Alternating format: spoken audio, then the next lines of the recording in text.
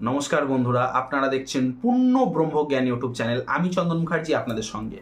আজকে আমরা যে বিষয় নিয়ে আলোচনা করব, আশা করি সবাই থাম্বনেলে আপনারা দেখে নিয়েছেন আজকের আলোচ্য বিষয় কি। হ্যাঁ বন্ধুরা, ঠিকই দেখেছেন আপনারা। আজকের আলোচ্য বিষয় হলো পঞ্চম ভাবে যদি আপনাদের কেতু বসা থাকে তাহলে আপনারা কি ধরনের ফলাফল পেতে পারেন বা পেতে চলেছেন, কি বা তার সঠিক প্রতিকার। ছোট ভিডিওটাকে না টেনে শেষ পর্যন্ত সঙ্গে থাকুন, তাহলেই ফুল ইনফরমেশন আপনারা পাবেন, নচেত নয়। পঞ্চম ভাবটা মানে কি? আমাদের the seat of emotion, desire,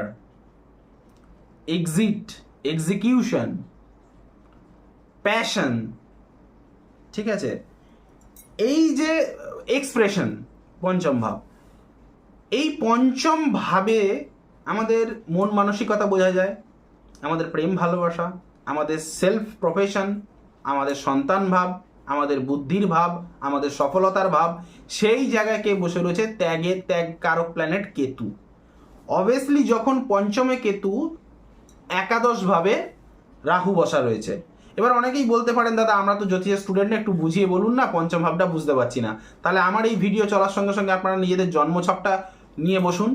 জন্মছকে যদি আপনাদের বাংলায় জন্মছক হয়ে থাকে, সেখানে লেখা থাকবে লং অনুষ্কার লং, সেটা হচ্ছে আপনাদের 1 নম্বর ঘর, তারপর 2, তারপর 3 করে 5, এবং একাদশে কেতু, একাদশে রাহু, এইভাবেই যাবেন। একাদশে রাহু পাবেন, পঞ্চমে কেতু, মিলিয়ে নেবেন। পঞ্চম ভাবে যদি কেতু বসে থাকে তাহলে ভিডিওটি আপনার জন্য, যদি একাদশ ভাবে আপনার রাহু বসে থাকে তাহলে ভিডিওটি আপনার জন্য। বুঝতে পারছেন? সেম আপনার যদি ইংরেজিতে জন্মকুষ্টি হয়ে থাকে, সেখানে লেখা থাকবে লগ্নের জায়গাটা ASC, অ্যাসেন্ডেন্টে লেখা থাকবে, সেটা আপনার 1 নম্বর ঘর, তারপর 2, তারপর 3 করে পঞ্চমে যাবেন। পঞ্চমে যদি কেতু একা বসে থাকে, তাহলে এই ভিডিওতে বলা তথ্য অনেকেই আপনার সাথে মিলে যাবে। এবং কেতুর সঙ্গে যদি অন্য কোনো রকম প্ল্যানেট বসে থাকে বা তারপর যদি অনেক প্ল্যানেটের দৃষ্টি থাকে, সেক্ষেত্রে কম বেশি তারতম্য হবে, নইলে বেশিরভাগই মিলে যাবে। ব্যাপারটা বুঝতে পেরেছেন? এবার যদি আপনার শুধুমাত্র চন্দ্র, মানে আপনি আপনার রাশিটা জানেন, আপনার লগ্নটার দিকে কোনো ধ্যান নেই, তাহলে আপনি আপনার জন্মকুষ্ঠিটি যদি থাকে, তাহলে জেনে রাখবেন কোনটা আপনার রাশি। অর্থাৎ চং, বাংলা হলে বাংলা লেখা থাকবে চং যদি মিথুনে লেখা থাকে তাহলে আপনার মিথুন রাশি। চং কথাটা যদি লেখা থাকে আপনার বৃশ্চিকে, তাহলে আপনার বৃশ্চিক রাশি। যেই কথাটা যেখানে চংটা লেখা রয়েছে সেটাকে 1 ধরবেন, তারপর 2, 3 করে পঞ্চম অবধি যাবেন। পঞ্চম ভাবে যদি কেতু আপনার থাকে, তাহলে এই ভিডিওতে বলা তথ্য অনেকটাই আপনার মিলে যাবে, ঠিক আছে? বা একাদশ ভাবে যদি রাহু বসে থাকে, এই ভিডিওতে বলা তথ্য অনেকটাই আপনার সাথে মিলে যাবে। এবার দেখুন মজার ব্যাপারটা, দেখুন কিভাবে রাহু কেতুর খেলা চলে পঞ্চম একাদশ, আমি বোঝাচ্ছি। পঞ্চম ভাবে যাদের কেতু, তাদের একাদশে রাহু থাকবে, তাহলে একাদশে রাহু কি চায়? Big communication. রাহু সবসময় কমিউনিকেশনটাকে খোঁজে, তার মজ মস্তি চাই। একাদশ হচ্ছে আপনার পঞ্চম স্থানে, যেটা আপনার মনের মানসিকতা চলছে সেটাকে পূর্ণ করার ভাবে কিন্তু একাদশ ভাব, সেখানে রাহু তার মানে সেটাকে পঞ্চমের চাহিদাটাকে একাদশে পূর্তি করার জায়গায় সেখানে রাহু বসে রয়েছে। সে কি চায়? সে সবসময় প্রচুর কমিউনিটি চাই, তার মানে প্রচণ্ড, যাদের একাদশে রাহু বসে থাকে পঞ্চমে কেতু, এদের দেখবেন নিজেদের থেকে অকাতওয়ালা ছেলে মেয়েদের সঙ্গে বন্ধুত্ব বা ওঠা বসা থাকে। দেখবেন নিজের প্রফেশনে বা নিজে যতটা ইনকাম করছে তার থেকে হাই প্রোফাইল লোকেদের সঙ্গে ওঠা বসা, বন্ধুত্ব, মেলামেশা থাকবে। কিন্তু তাতেই তো যথেষ্ট নয়। একাদশে রাহু অত সহজে ছাড়বার, অত সহজে তার সন্তুষ্টি আসবে না, এবং পঞ্চমের কাছ থেকে সে অনেক কিছু চাইবার থাকে। তার রাহুর তো সবার কাছে চাইবার থাকে, কেন সে তো চাহিদার কারক প্ল্যানেট। কিন্তু পঞ্চমে কে বসে রয়েছে? পরম ত্যাগী কেতু। সে তো অত সহজে নিজেকে মেলে ধরবে না। তাই পঞ্চমে যাদের কেতু, তাদের এমন নয় যে তাদের মনের মধ্যে প্রেম ভালোবাসা থাকে না, এমন নয় তাদের মধ্যে যে কোনো ফিলিংস থাকে না, কিন্তু তাদের খুব আসানিসে সেটা সহজ করে সে বলতে পারে না। কেন? পঞ্চমে কেতু হচ্ছে মুডি, প্রচণ্ড মুডি। একটা কেতুর প্রভাব যদি কোনো ব্যক্তির মধ্যে থাকে, আপনারা দেখবেন সেই ব্যক্তিটা প্রচণ্ড মুডি হবে।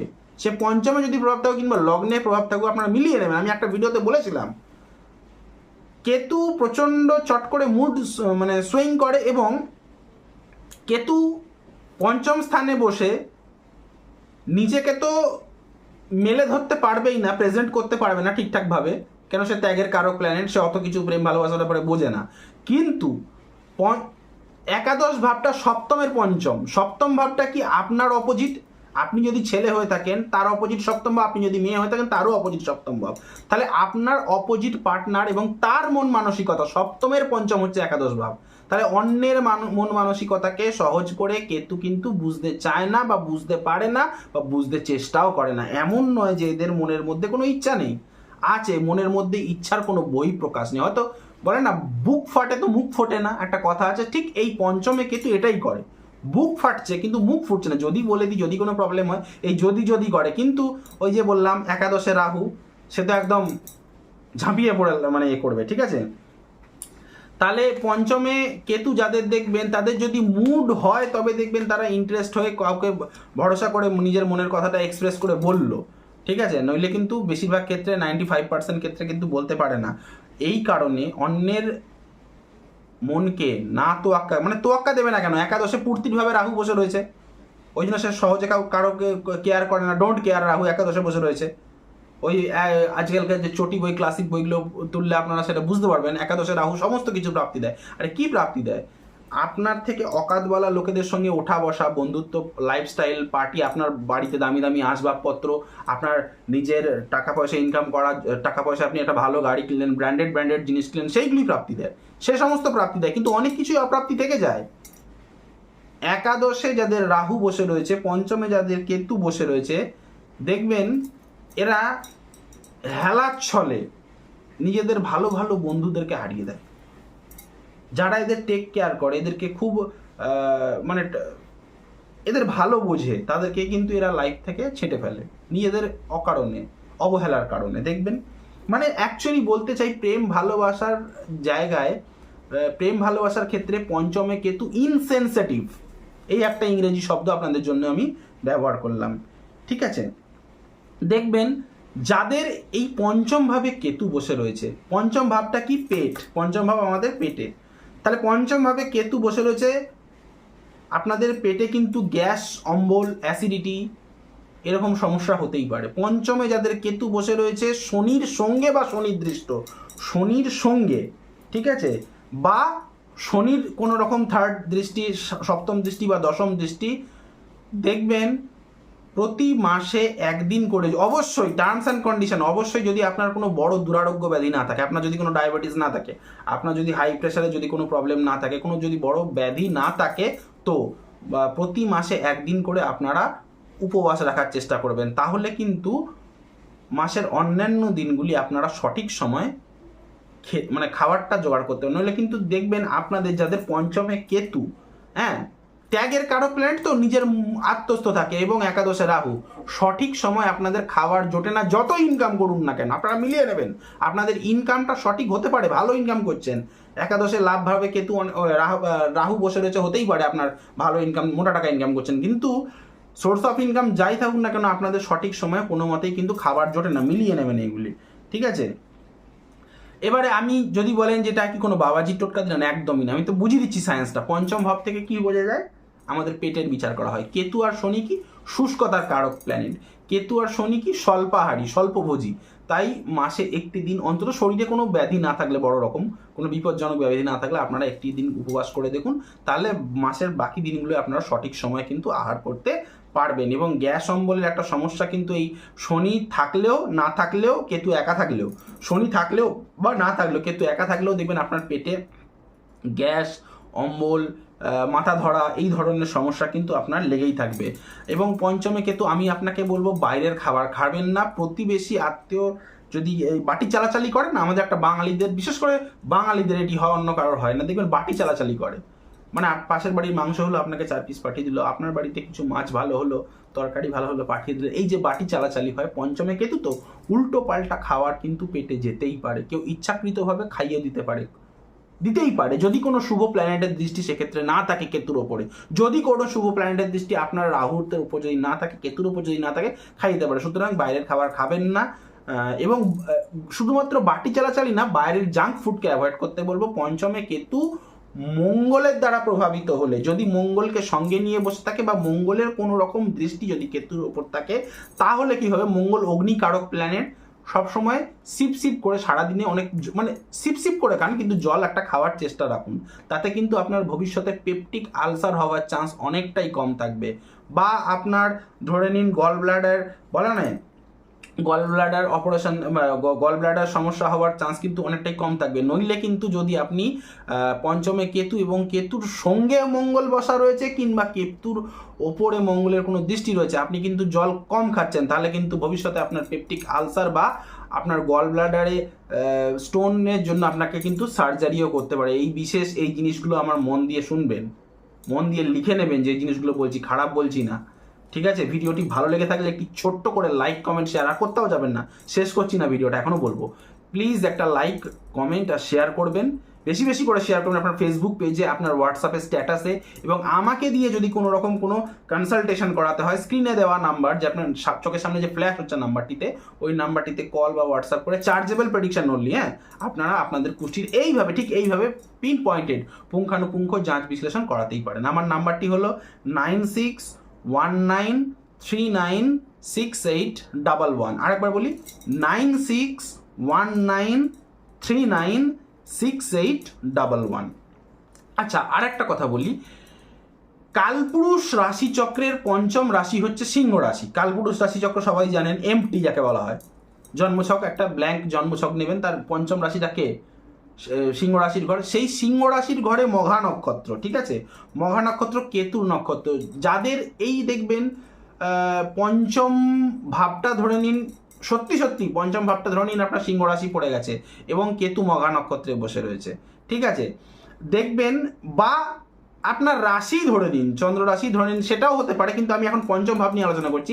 পঞ্চম ভাবটা সত্যি সত্যি আপনার ধরে নিন সিংহ রাশি পড়ে গেছে, ঠিক আছে? এবং কেতু এই পঞ্চম ভাবে বা লগ্ন সাপেক্ষে ধরুন আপনার মেষ লগ্ন, পঞ্চম ভাবে কেতু বসে রয়েছে মঘা নক্ষত্রে, পঞ্চম স্থানে সিংহ রাশির ঘরে মঘা নক্ষত্রে কেতু বসে রয়েছে। ভালো করে শুনবেন ব্যাপারটা। তাহলে এই যে পঞ্চম ভাব, এটা হচ্ছে নবমের নবম, নবমের নবম। আপনার মধ্যে জেনেটিক্যালি কিছু সংস্কার, রীতি রেওয়াজ পূর্ব জন্ম থেকে কিন্তু থাকবেই। আপনার মধ্যে মন মানসিকতার মধ্যে একটা সংস্কার, সেটা খারাপ হলে, মানে আপনার যদি পূর্ব প্রজন্মের জন্ম সংস্কার যদি খারাপ থাকে তাহলে খারাপ স্বভাব, যদি আপনার পূর্বজন্ম থেকে ভালো স্বভাব থাকে তাহলে আপনার কিছু মন মানসিকতার মধ্যে ভালো জিনিস থাকবে, ঠিক আছে? জেনেটিক্যালি একটা মানসিক গঠন নিজস্ব থাকবে, কারণ নবমের নবম ভাব। এবং নবম ভাব থেকে আমাদের কি বিচার করা হয়? পিতার বিচার করা হয়, পিতৃপুরুষের বিচার করা হয়। তাই স্পেশাল প্রতিকার, যাদের পঞ্চম স্থানে কেতু রয়েছে তারা কোনো সমস্যায় পড়লে নিজের, যদি পিতা জীবিত থাকে তো ঠিক আছে, খুব ভালো, পিতার চরণ ছুঁয়ে প্রণাম নেবেন রোজ, মাতা পিতারই নেবেন, কোনো আপত্তি নেই। একজন যদি দুজন যদি থাকে দুজনে নেবেন। যদি না পারেন তাহলে পিতা যদি মৃত থাকে তাহলে পিতার ফটো বা যদি থাকে আপনার কাছে, পূর্বপুরুষদেরকে একটু স্মরণ করবেন। আমি বলছি না যে সবসময় স্মরণ করবেন, তো মাঝে মাঝে বিপদে পড়লে, কোনো সমস্যায় পড়লে পিতৃপুরুষদের স্মরণ করবেন। এটা মনে করবেন না যে পিতৃপুরুষ আপনাকে কোনো একটা মিস্টার ইন্ডিয়ার মতো এসে দেখা দেবে, তা কিন্তু নয়। যদি আপনি স্মরণ করেন তাহলে আপনার জেনেটিক্যালি একটা উইজডম প্রাপ্তি হবে, এবং পিতৃপুরুষের আশীর্বাদ স্বরূপ, আমরা যেগুলোকে চোখে দেখতে পাই না তার মানেই যে সেটা নেই, এটা কিন্তু নয়। তার মানে আছে, আমরা দেখতে পাচ্ছি না, আমাদের চোখে ভিজিবল হচ্ছে না, আছে। তাই তারা আমাদের এই মনের কষ্টটাকে ওপরে প্রে করলে আমাদের অনেকটাই কিন্তু জীবনে সুস্থতার সঙ্গে আমরা এগোতে পারবো, ঠিক আছে? সঠিক গাইডেন্সও পাবো, অটোমেটিকলি গড গিফটেড, মানে অনেক কিছু সঠিক হয়ে যাবে। আমার বক্তব্য এটাই, গড গিফটেড অনেক কিছু দেখবেন সঠিক হয়ে গেছে। যদি আপনি দিনের মধ্যে 5টা মিনিট 2 মিনিট যদি পিতৃপুরুষদেরকে, নিজের গ্র্যান্ডফাদার, নিজের গ্র্যান্ড মাদারদেরকে একটু যদি স্মরণ করে প্রার্থনা করেন, যা করেছি ভুল করেছি, আমি একটা সমস্যায় পড়ে গেছি, একটু আমাকে উদ্ধার দাও, দেখবেন কোথাও না কোথাও থেকে পঞ্চম ভাব থেকে বুদ্ধির বিচার করা হয়। পঞ্চম ভাব হচ্ছে নবমের নবম, পিতৃপুরুষদের একটা আশীর্বাদ থাকবে, দেখবেন বেরিয়ে গেছেন, সমস্যা থেকে বেরিয়ে গেছেন। বারবার বলছি, ভিডিওটি ভালো লেগে থাকলে লাইক করবেন, কমেন্ট করবেন, বেশি বেশি করে শেয়ার করবেন। এই ভিডিওটা অনেকেই কিন্তু সঠিকভাবে বুঝতে পারবেন না, একবার যারা দেখবেন বুঝতে পারবেন না, তাই জন্য রিকোয়েস্ট করবো ভিডিওটাকে চালিয়ে বারবার 2বার 4বার করে দেখুন, ভিডিওটা আপনার কাছে খুব ইজি লাগবে, ঠিক আছে? এবং ভালো লাগলে আপনার ফেসবুক পেজে বা হোয়াটসঅ্যাপ স্ট্যাটাসেও শেয়ার করতে পারেন। আজ ভিডিও এখানেই শেষ করছি, দেখা হচ্ছে নেক্সট কোনো ভিডিওতে, নেক্সট কোনো টপিকে। ততক্ষণ পর্যন্ত ভালো থাকুন, সুস্থ থাকুন, আর সুস্থ আপনাকে থাকতেই হবে। বাই।